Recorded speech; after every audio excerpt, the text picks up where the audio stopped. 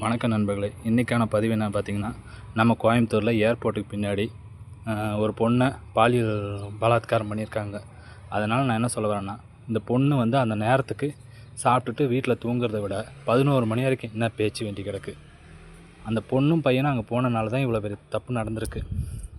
முதல்ல வந்து குடிகார ஆசாமிகளுக்கும் தண்டனை கிடைக்கணும், இந்த தப்பு பண்ண தூண்டின இந்த பொண்ணுக்கும் பையனுக்கும் தண்டனை கிடைக்கணும்.